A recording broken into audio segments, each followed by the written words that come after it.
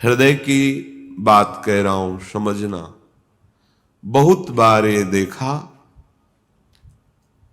कुछ ऐसी वासनाएं होती हैं कई जन्मों की, इतनी दृढ़ होती हैं कि बहुत समय तक भजन करने पर भी, ये जब तक भगवत साक्षात्कार नहीं होता तब तक ये बनी ही रहती सूक्ष्म रूप से। अगर इनको अवसर मिल जाए तो ये पूरा वृक्ष रूप हो जाएंगे। अंकुरण वृक्ष रूप बनना देर नहीं लगता इसमें। बहुत बार प्रयास करने पर वो वासना अपने द्वारा नष्ट नहीं की जा सकती, ये देखा है। उसके लिए गुरुदेव के चरणों में, आराध्य देव के चरणों में मन से बार बार त्राहिमाम बोलकर रोना पड़ता है। ये अंदर की बात कह रहे, आगे चल के देख लेना। आर्त भाव से रोना पड़ता है, प्रभु हार गया, क्या करूं, कैसे करूं। चाह नहीं है पर वासना है। ये एक अजीब स्थिति साधन काल में देखी गई। मन से पूछ रहे हैं तुम्हें चाह है, नहीं, पर अंदर वासना है। बड़ी अशांति का अनुभव होता। कैसे दूर होगी, क्या किया जाए। जो करना चाहिए वो तो करके हार गया, फिर भी वो जब हार गया तब पूरी दृष्टि प्रभु के चरणारविंद की तरफ है। पर धैर्य पूर्वक, ये अनुभव की बात कहते हैं, बहुत काल तक तुम्हारा विश्वास, तुम्हारी श्रद्धा, तुम्हारा धैर्य टूटना नहीं चाहिए। कि हमने सैकड़ों बार प्रार्थना की, इतने वर्ष से मैं जल रहा हूं लेकिन मुझे शांति नहीं हुई, मेरा विकार नष्ट नहीं हुआ। धैर्य, ये शब्द याद कर लो। धैर्यवान रहना, विचलित मत होना, परिणाम में बिल्कुल निर्विकार हो जाओगे। पर वो कितना समय लगेगा ये प्रभु जाने। वो एक सेकंड में भी हटा सकते हैं। और अभिमान यदि गलित नहीं हुआ है तो कुछ समय भी लग सकता है, जलना पड़ेगा, अभिमान गलित होगा। जब आर्त भाव से पुकारोगे तब निर्विकारता की स्थिति प्रभु दे देते हैं। फिर विकारी भोगों के बीच में रहने पर भी कोई विकार का खेल नहीं हो सकता, कोई भी इच्छा ही स्फुरित नहीं होगी, वासना ही नहीं है, चाह ही नहीं है। ये बहुत धैर्य से सुनो ना, ये उपासकों के लिए कह रहा हूं। आपके अंदर साधन भजन करते हुए वासना दिखाई देगी, आपको आकर्षण दिखाई देगा, उसमें दम नहीं है। वो तुम्हें परास्त नहीं कर सकती, केवल भयभीत करती रहेगी। वो भी हमारी शरणागति में बड़ी सहायक होती है, क्योंकि सब साधन करने पर अहम पुष्ट नहीं होने देती। क्या अभी देखो ये है ना, क्या अंदर से प्रश्न, क्या ये मलिन वृत्ति है ना, तो किस बात की साधना, क्या साधक हो। तो हे नाथ, अब मार्ग दूसरा नहीं, सहयोग किसी से नहीं, अपनी बात किसी से नहीं कहना। प्रार्थना है, समझ लीजिए, आंतरिक बात कह रहा हूं। अपनी स्थिति की बात किसी से नहीं कहना कि आपके हृदय में कौन सी वासना कितना स्फुरित हो रही, किसी से भी नहीं, किसी से भी नहीं। और धैर्यवान रहना, विचलित मत हो जाना। उस वासना को बढ़ावा देने वाली कोई भी दृष्टि, वार्ता, चेष्टा मत करना। और कितना भी समय लग जाए, अपनी आस्तिकता नहीं हटनी चाहिए, विश्वास नहीं हटना चाहिए। बिल्कुल निर्विकार हो जाओगे, बिल्कुल। यह गुण साधन ते नहीं हुई, तुम्हारी कृपा पाओ कोई कोई। वो कृपा उसी को मिलती है जो आर्त भाव से बलहीन होकर प्रभु को पुकारता है, नाथ मेरे बस की बात नहीं रह गई, हर उपाय करके देख लिया। सच्ची मानिए, बहुत ये विचित्र सूक्ष्म बात है, अगर समझ जाओगे तो विचलित कभी नहीं होगे। नई अवस्था साधन मार्ग में बड़ी तीव्रता, जब देखा सूक्ष्म वासना हृदय में है। सावन का महीना था, जल पीकर सावन भर रहेंगे, देखते हैं वासना कैसे रहती है। कोई फर्क नहीं पड़ा उस पर। अन्न का त्याग करते हैं, कई वर्ष तक आलू गुड़ जो भी फलवश, कभी दूध मिल जाए, गंगा किनारे या गांव में सेव संतरा अंगूर केला, ये तो प्रश्न ही नहीं उठता। कुछ फर्क नहीं पड़ा। वो ऐसी सूक्ष्म स्थान पर बैठी रहती है अहम में कि उस पर कोई फर्क नहीं पड़ता। बड़े बड़े सात्विक अनुष्ठान करने पर भी उस पर कोई फर्क नहीं पड़ता। तभी गोस्वामी जी भी लिख रहे हैं, हौ हारे कर जतन विविध विधि अतिशय प्रबल अजय, तुलसीदास बस होई तबहि जब प्रभु पेरक बर जाए। बिल्कुल सिद्ध बात समझ लो। गंगा जी में खड़े होकर के आर्त भाव से पुकारते, प्रभु आप देख रहे हैं एकांत सेवन, आप देख रहे हैं संयम आहार, फिर भी ये वासना क्यों, फिर ये क्यों जला रही है? कोई उत्तर नहीं मिलता। पर दूसरा मार्ग नहीं, किसी का संग नहीं, किसी से प्रश्न नहीं, पता नहीं कैसी सलाह दे दे कि हमारा विश्वास, हमारा धैर्य विचलित हो जाए। नहीं, अपनी बात प्रभु से। प्रार्थना में बहुत सामर्थ्य देखी है। ये अंदर की बात कह रहे हैं, बिल्कुल समझ जाना। ये इसलिए कह रहे हैं, ये मार्ग बहुत फिसलन वाला मार्ग है, बहुत संभाल संभाल के कदम रखने हैं। अंत तो गत्वा ये आया कि हैं हम आपके, जैसे भी हैं वैसे आपके। अब आप देख लो, जैसे रखना चाहते हो वैसे रखो। नाथ मैं हार गया हूं, आप देख लो। कब वो चली गई पता ही नहीं चला। जिससे हम लड़ते रहे, जिससे हम जलते रहे, जिसके लिए हम साधन करते रहे, नहीं फर्क पड़ा। और जब उनके भरोसे छोड़ दिया, कब वो वृत्ति चली गई पता ही नहीं चला। इसीलिए बात कल चिंतन में चल रही थी कि अगर कोई समझ पाए तो इसे जरूर बताएं कि ये करने से नहीं होता, ये होने से होता है। बस देख लिया, मैं आपके बनने योग्य नहीं हूं, पर जैसा हूं आपका हूं। देख लो प्रभु, आप राजी हो तो राजी, मैं जलता रहूंगा, कुमार्गगामी नहीं बनूंगा, अन्य अवलंबन नहीं लूंगा, जलता रहूंगा। आप राजी हो मेरी जलन में, जीवन भर जलाते रहो। आप देख लो, अब मेरे बस का नहीं रहा, क्योंकि वो सूक्ष्म ऐसा कि वहां कोई प्रहार ही नहीं पहुंच रहा।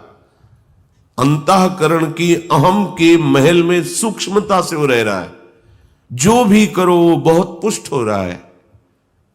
केवल हटा या हटेगा या हट रहा है तो प्रभु की कृपा से।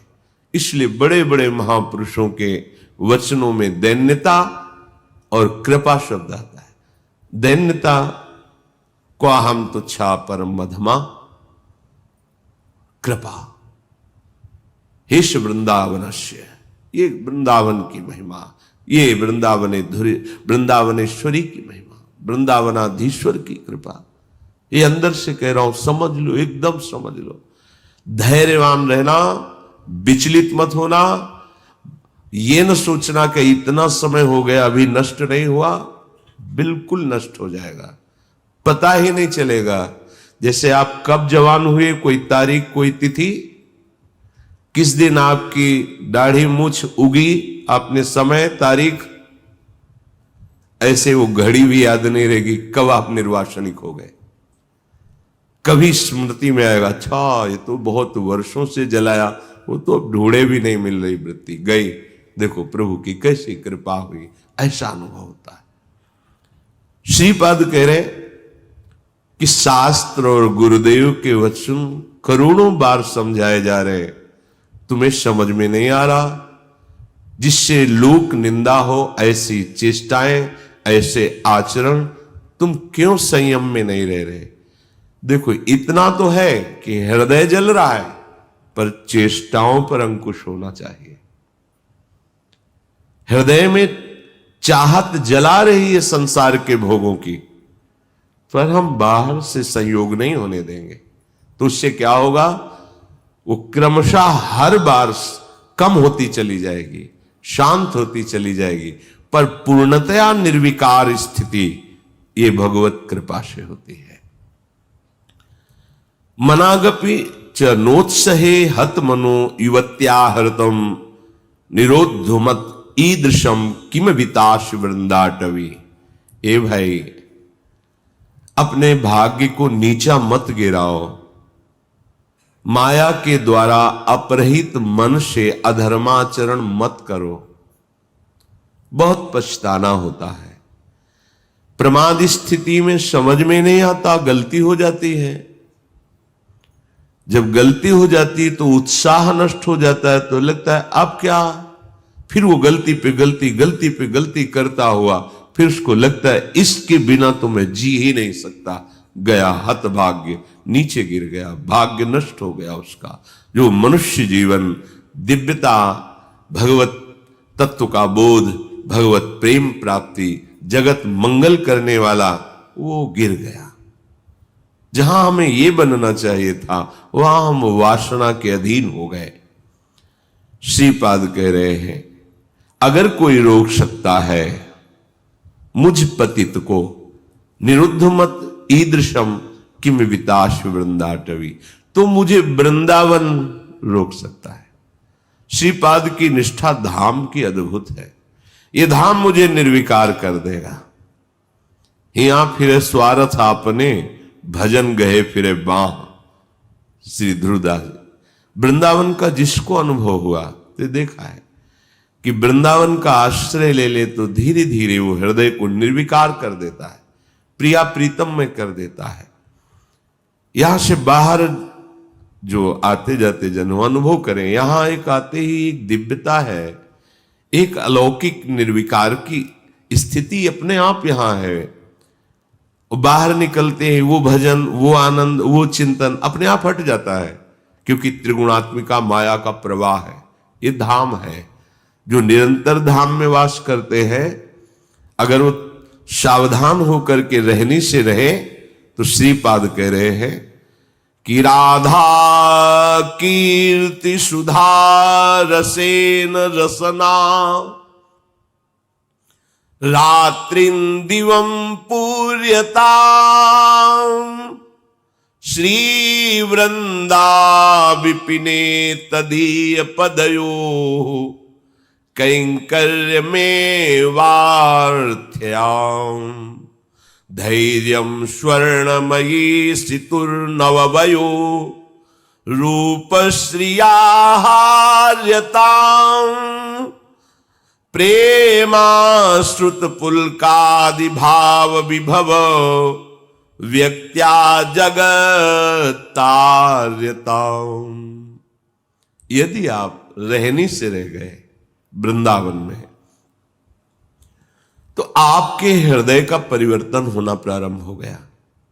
आपको श्री जी की चर्चा, प्रभु की चर्चा, ये अमृत जैसी लगने लगेगी। जैसे देखो, आपको कोई कहे कि 3 बजे रात्रि के जग के दिनचर्या करके स्नान आदि आपको पहुंचना है, कितना बोझा लगेगा इस समय सोना छोड़ करके दिनचर्या। लेकिन बिना किसी कष्ट के आप, बिना किसी विषाद के आप बिल्कुल उत्साहित होकर, तैयार होकर सत्संग में आते हैं। ये वृंदावन की कृपा है जो हमारे मन को ऐसा किया गया है।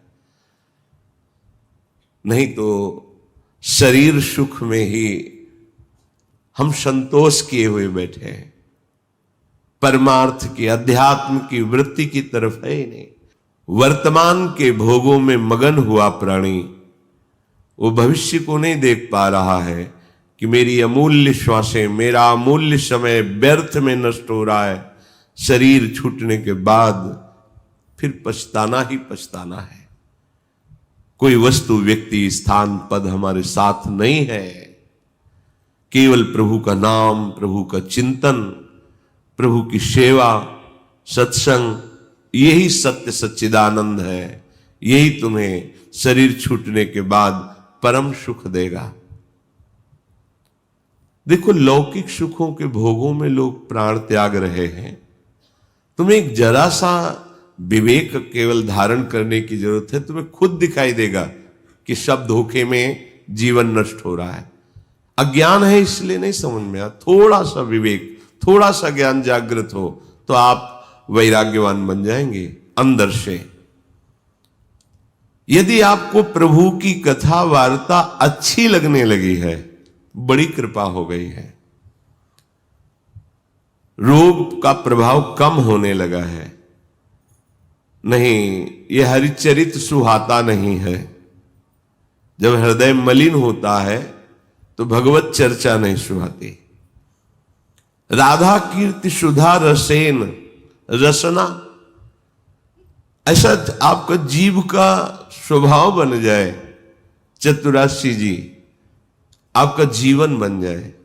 गुनगुना रहे पद या किसी भी ध्वनि में राधा नाम गुनगुना रहे, आपकी रसना पवित्र हो रही है, आपकी वाकेंद्री पवित्र हो रही है।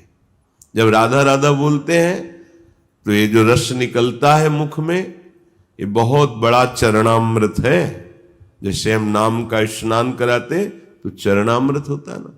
राधा राधा राधा, तो जो अंदर ये जब हृदय में पहुंचता है तो पापों का नाश करता है। राधा राधा राधा राधा राधा, ये तो जो निकला ये महान चरणामृत है। हृदय में जाकर पापों का नाश करता है, ये अकाल मृत्यु का नाश कर देता है। राधा नाम जपने से अकाल मृत्यु नहीं होगी, ये चरणामृत जा रहा है। राधा नाम अभी प्राण छूट जाए श्री जी को प्राप्त होगे, जिसका नाम वहीं धाम में पहुंच जाओगे। राधा नाम चल रहा है, कोई तुमसे भूल चूक हो गई, असत क्रिया हो गई, तत्काल भस्म हो जाएगा, उसका दंड नहीं भोगना पड़ेगा। इसका मतलब ये नहीं कि हम उत्साहित होकर पापाचरण करें, नहीं। कोई असावधानी, कोई त्रुटि, तत्काल वो जमा नहीं होगा, जाके कर्म वो जमा नहीं होगा, उसी समय भस्म हो जाएगा। विशेष है तो उसी समय आपको दंड मिल जाएगा। आप चबेटा लगा, गिर गए, आपको ठोकर लगी, अब कुछ हुआ, तत्काल शरणागत के लिए हिसाब आगे नहीं रखा जाता। तत्काल जलन हुई, तत्काल कोई चोट लग गई, तत्काल कोई कटु वचन बोल दिए, हृदय जला, शांत, वो पाप नष्ट। रात्रि दिवम पूर्यताम, पूरा समय जो जागृत का है, प्रभु की महिमामयी लीलाओं को गुनगुनाते हुए, श्रवण करते हुए। देखो कितना बढ़िया कलयुग की कृपा है। आप अपने घर में सत्संग चला के रख दे, पूरे कार्य करें, वो वातावरण भागवतिक और शब्द सत्संग के पढ़ रहे हैं। जैसे एकाग्रता पूर्वक सुने तो और अच्छा है, पर भजन करने में मन भागता है। अगर सत्संग चला को और फिर भजन करो तो जब भागेगा तो दो बातें हो रही, एक तो नाम चल रहा है और दूसरा सत्संग चल रहा है, तो जा नहीं पाएगा। उसे घेरो पहले, वास्तविक जो भजन का आनंद आएगा वो तो तब खुद अपने आप फिर इच्छा नहीं होगी। ये होगा कि जो नाम चल रहा है उसी को सुने, उसी को देखें, उसी पर। ऐसी स्थिति तक पहुंचने के लिए ये अच्छा है साधन कि सत्संग चला के बैठ गए। अब 1 घंटा का सत्संग चल रहा है और माला लिए बैठे, मन भागने की कोशिश करे सत्संग में, उसे 2 में पकड़ो। सत्संग चल रहा है, नाम चल रहा है, पकड़ा रहे। पूज्य राधा बाबा ने कहा 2 नाम चलाओ एक साथ। कितने प्रवीण महापुरुष हैं, एक तो चल नहीं पा रहा, वो कह रहे एक और अलग अलग। बाबा की अलग अलग महापुरुषों का चिंतन होता है कि जैसे हम जप रहे हैं ये नाम और चिंतन मिला रहे हैं मंत्र, अब भागेगा तो कहां भागेगा? तुझे नाम भी जपना, चिंतन मंत्र का करना है। चल रहा है मंत्र, चिंतन राधा नाम, देखो एक ही में नहीं टिकता है तो दो, कितने प्रवीण भाग तो भाग, काम भाग के जाएगा, घेरते हैं। तो चलो अपने में इतनी योग्यता नहीं है कि एक साथ, तो फिर सत्संग है, प्रभु की छवि सामने रख लो, बार बार निहारते रहो, इसको डबल लगाना पड़ेगा। वास्तविक परमानंद का अनुभव एक में ही होगा, पर वहां तक पहुंचने के लिए हमें एकाग्रता लाने के लिए ऐसे बाहरी साधन रखने चाहिए जिससे अब बाहरी साधन टेलीविजन न रखे कि माला चल रहा है और नाटक सिनेमा देखोगे तो फिर वो नहीं, भागवतिक ही होना चाहिए। कोई भगवत प्रेमी महापुरुष के वचन या कोई प्रभु की छवि रखें, बार बार नक्श सीख लो, अंग माधुरी देख रहे हैं, नाम जप कर रहे हैं या नाम जप चल रहा है और किसी पद की पंक्ति को बार बार भाग नहीं पाएगा, जैसे घेरा जाता है। भोजन के समय हमने देखा कि मन जो है वो छोड़ने की चेष्टा करता, अभ्यास के समय तो इसे बड़े पद में फंसाया, पद कंठस्थ तो बड़े पद में शुरू किया। अब आराम से पूरी पद में दृष्टि, क्योंकि बड़ा पद भूल जाएंगे तो भूल जाएंगे, फिर आराम से पा रहे और पद पूरा चल रहा है। धीरे धीरे ऐसा कि कवल उठाते ही पद चलने लगे। अब 1 घंटा लगे प्रसाद पाने में, आराम आराम से पा रहे हैं, पूरा पद चिंतन करते हुए। जहां हमें लगे कि हमारा भजन छूटता है वहीं से पकड़ाओ, मन को पकड़ाओ, कोई पद पकड़ा दो, कोई भजन पकड़ा दो, कोई ध्वनि पकड़ा दो। एक बार ये पकड़ लेना, फिर इसका स्वभाव है ये बार बार उसी को पकड़ता है। जैसे हमने विषयों को पकड़ा दिया तो बार बार विषयों में जाता है। प्रभु की भक्ति के अभ्यास में लगा दे तो ये इसका अभ्यास करने लगता है।